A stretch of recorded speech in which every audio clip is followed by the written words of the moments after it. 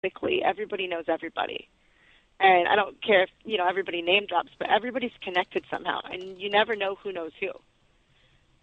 So I have a lot of any friends who are in the reason LA to be punk nasty. community. I have a lot of friends who are in the LA punk community, which has its own. And I used to have a lot of friends who were in the LA country. There's a country music scene in LA too, a lot.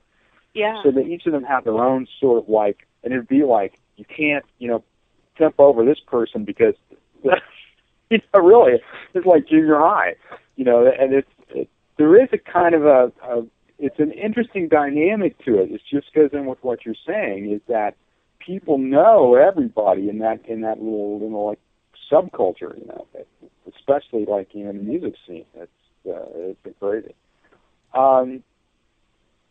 If I'm a young girl, kind of like a young girl, except I'm an old man.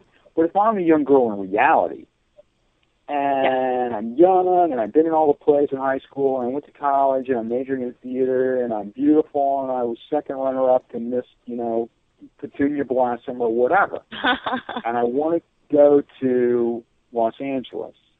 Yes. What kind of advice would you give that girl? I would tell her, get your stuff together before you go. And, there's really here's the thing. I'm gonna start with this, and I'll go straight into the practical advice. There's no such thing as a formula, and everybody thinks there is. So you have to be very, very careful about what they tell you it has to be or how it has to happen. People will tell you, first you do this, and then you get this, and then you do that, and then you meet. It doesn't always happen in the order people say it has to. I actually went to a thing in Austin about Los Angeles and actors and blah, blah, blah. And the guy there's like, don't come to L.A. He's like, tried to talk us all out of it. He's like, if your headshot doesn't stand out of, and you're not the top booking and blah, blah, blah. And I just thought, what a jerk. I thought that doesn't apply to me. Not true. And I tell them, when people tell you can't do it or you're not good enough, tell yourself that doesn't apply to me. And 9 times out of 10, it's someone who didn't make it, and they're resentful. So don't listen to them at all. Take the positive, throw away what doesn't resonate with you, and don't get it out of your head. You could meet the dry cleaner who could have connections in Hollywood, and you could just skip the line completely. I saw this girl in a play. You have to sign her now. Like, it could happen. I don't think it's good to rely on that. I think it's good to do the work and do what you think will help get you moved forward. But I don't want people to get stuck in this formula of how it has to happen. Everybody has an idea of how things will move forward for me, and 90% of it I don't agree with, or it's not helpful to me. So I'd say you really have to trust your own intuition, and you have to trust your own gut. And what you've always known you're supposed to do is probably for a reason. You have to trust yourself over what anybody else says. And yes, it's good to listen. If you get a consensus, there might be a message in it for you. You don't want to be like rigid and cocky, but you want to be receptive. But also you have to weigh it against how you feel about things. But as far as the practical advice goes, I'd say get training. If you're Miss Petunia Blossom, runner-up, I want you to always remind yourself of that. Like, I'm Miss Petunia Blossom, darn it. I have a friend who's like flamboyant, gay best friend, who always says, how dare they speak to you that way? You're Megan Lane. And to him, I'm already a celebrity, and it's adorable. It's just so sweet. But I started thinking that way as a joke, and it helps me sometimes. When people are trying to tear you down, it's like, how dare you? I'm Megan Lane. And do I think I'm the Megan Lane. I'm not just Megan Lane, man. I'm the Megan Lane. Made that. Megan Lane was taken, so he's the one who told me be the Megan Lane. So it's kind of funny that you brought that up. But for the practical, I tell people, do get some work under your belt. You don't want to come out here with nothing on your resume. It's not impossible, but it's difficult. I'd say pick a mid-market to start. This is just my advice. You don't have to do it this way. If you feel like you're getting pulled and Spirit is telling you go to LA now and you just know you have to, do it. Do it that way. I highly suggest, though, going to a middle market like Chicago, Atlanta, New Orleans, even Dallas. I started out in Dallas and got signed. I just got really lucky. I got signed by like one of the best agents there and started working right away. Just got really, really lucky. but I tell people go work in a middle market, get some great commercials, get some, indie films at least on your resume if you can. Maybe even television if you're in a big enough market. There's a lot of markets that are booming right now outside of LA. Because by the time you get here, you'll be more legit. You'll have something on your resume. They want to see reels here. Reels put you to the top of LA Casting and Actors Access. So it's important to have a reel. And I think it's easier to get one not here, to be honest. You can get one done here, too, or, be in student films here, too, and indie films. But it's a little easier in other places because the competition isn't as fierce, or there's not as much of it, I think. So I do suggest doing that, even if it's for a year, and just work your butt off and get out here with some material. Because you're competing, in LA, you're competing against the top actors in the country a lot of the time. So you don't want to come out here off the bus with your little suitcase and going, I'm going to be an actress now. You want to, everybody in LA wants proof that you can do it. They don't want to take a chance on an unknown usually. That's kind of the myth of Hollywood. Like, oh, I saw this kid, I'm going to put him in the movies. Hey, put that kid in the movies. It doesn't happen very often. They want to. Unless there's some really super aspect of them, and usually that's a physical aspect. Somebody that has unless you're stunning. Kind of look. Yeah, if you look like Heidi Klum, by all means, skip the line. Nobody's going to care if you have any talent. Like men, if they have a certain physicality, sometimes there's certain things that they might be able to jump ahead, and like I said, if you know you're that on the movie itself, right? Yeah, skip the line. If you know, or if you're feeling like it's time, just do it. And that's funny. I can hear Andrew's clock going off. So that's a message. Clock. If you know it's time, yeah, do it. I heard Atlanta. Some people trying to get me to go to Atlanta. They said Atlanta was like a really thriving film industry now. It is. It's rocking there's a lot of places. Shreveport, Louisiana. The math and the finances on LA. Back when the in the big implosion 2007, 2008, a lot of people left. A lot of the movie business left Los Angeles. Around about that time, and went other places. We've only got about 5 minutes left. And first off, I want to thank you, and I want to thank Stephanie, too. I want to thank you both for taking the time to come and hang with us. I just was like, Megan, can you come? And you're like, okay, sure. I want to thank you for doing that. I want to give you my appreciation of your just kind of being Megan Lane-ness of who you are.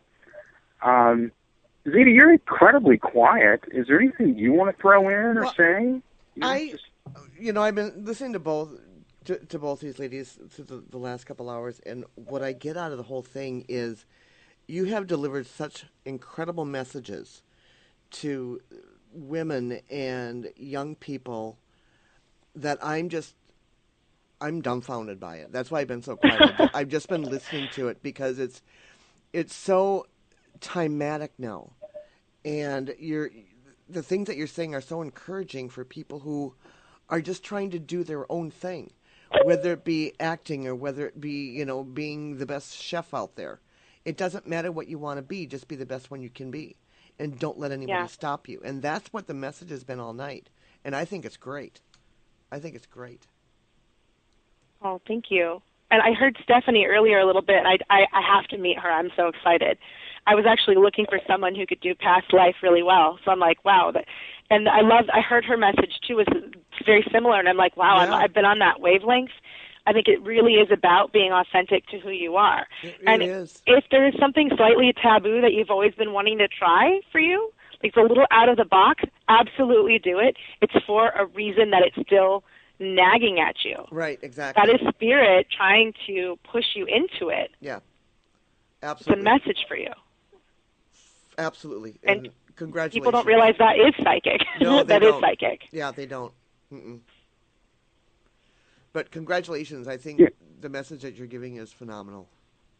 Thank you so much. I'm so happy to be here. And thanks for having me on the show. I was just so excited to be in this energy and with these incredible teachers and healers. And, I'm just so honored to be a part of it.